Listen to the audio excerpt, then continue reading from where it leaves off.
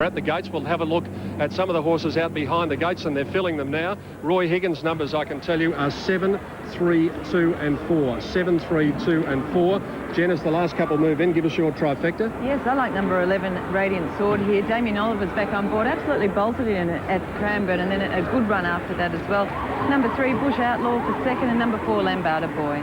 Now, just repeating for those of you with sweeps, Rebor was the last horse across the line, and as Tim has already mentioned, Grant Cooksley has mild concussion and has been taken to Wentworth Hospital. But looking at the vision, Dan Malicki and Gary Willits, it could have been a hell of a lot worse. Oh, definitely, Peter, and I want a Tats Lotto ticket with Jimmy Cassidy, because how he stayed back and got back in the saddle, I don't know. But, gee, it was a great one, but all I want to know is the Central Park went so good, how would Cape Tara go down? Well, they said he would have won easily. We will never know. Now, they're all locked away. The pivots are perfect sprint. Away they go. Now, Bush Outlaws missed the start a couple of lengths here towards the outside. The favourites missed it about 3 lengths. It went up in the air at the start. Now, one of the first to jump away, Life of Riley, is going to lead from Our Star of Gold, Lucky Raid, Stanridge Bay.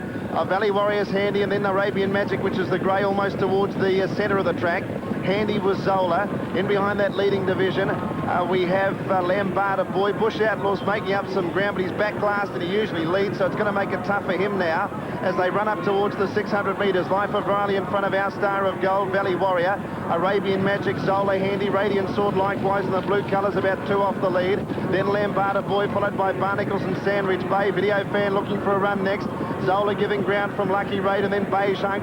Well back was Bush Outlaw trying to thread through, and then Strike Force and Gallopini. Down to the 300 metres, Life of Riley's in front. Bush Outlaw still coming. Valley Warrior, Gallopini running on. Radiant Sword, Sandridge Bay getting through. Bush Outlaw went up to hit the lead. Gallopini's after it. Then Radiant Sword, Bush Outlaw in front. Gallopini cutting it down. Bush Outlaw, Gallopini's lunging late on the inside. Gallopini won it. Gallopini a nose to Bush Outlaw.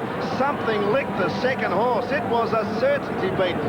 Third home in the race, perhaps Sandridge Bay, and then Barnacles, Arabian Magic, Valley Warrior, Video Fan, then Strike Force and Radiant Sword. From Lucky Raid, Our Star of Gold, Beige Hunk, Lambada Boy, Zola and Life of Riley knocked up to finish near last. Well, Gallopini. 10's got it. 10 the winner. That's Gallopini has just pipped Bush Outlaw. Bush Outlaw, but gee, it's great. Gallopini ran out of Ranchita. I won a lot of races on Ranchita and in those great colours of Jeff Murphy's, the late Jeff Murphy's. But it's David Hall and Brett Preble again. But gee, what a good thing beat Bush Outlaw at the start. That's as good a thing beat I've seen for a long time, yes. Gary. But this was a good run of Gallopini. He's back a long way, and he's in the middle of the track here, Dan, and it's hard to sort of make ground there. And he's done it hard. But Bush Outlaw, if it hadn't got, missed the start like it did, it must have won easy. But here they go. David Hall and Brett Preble again. Well, the dream continues for David. Reserve a spot for him there. He can stand there every race, I think, Pete. Yeah, we should just save the time and just stand here all the time, and I'll just talk to you after the race, the way things are going. We've had a buy in between, Pete. He's a good horse, this fellow, but he was pretty green in his last preparation. Look, he showed an enormous amount of promise and last time in, and we took him to Adelaide thinking that he might measure up to the Derby, and he pulled up pretty crooked. He finished, tailed off or pulled up in his last run there, and he was pulled up pretty sick. He had a pretty bad virus, so he went straight to the paddock, and we're actually hoping to be ready a little bit earlier in the spring, Peter, but he actually got tangled up in a fence, so he's had his fair share of problems, but it's all been worth it to see him win like that today. Second horse was a terrific effort, no doubt, but taking nothing away from your bloke, because he had to go at right angles to get through.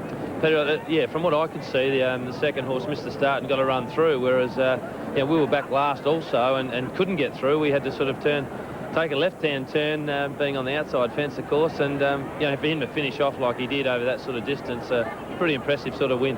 I think last preparation he used to race with his head way up in the air, didn't he? That's right. I mean, if you have a good look at him, Peter, he's an absolute giraffe, so I don't think he's ever going to be any different. Just the way the horse is built, he's always going to race with a fairly high sort of an action. 3 on Cup Day? Not bad.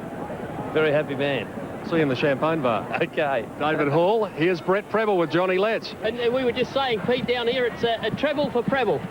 Beautiful, isn't it? It rhymes and it's beautiful. It's a great day.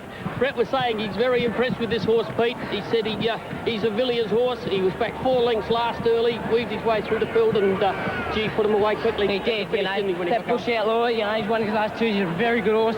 This bloke grabbed him and toyed with him at the finish. Brett, I think you might be the jockey to follow over the carnival. Oh, let's hope so. Well, you got 3 today. Who knows? Thursday and Saturday. Yeah, we've got a lot to go. You got a lot to go. Good luck, Brett. Thanks. Brett Preble, who's in great form, as to his trainer David Hall, and the start was all important in this race because Bush Outlaw just stood there. It's towards the right of the screen. There it is, in there. Now watch Bush Outlaw. He just dwells at the start. When the gates fly open, the rest of them appear.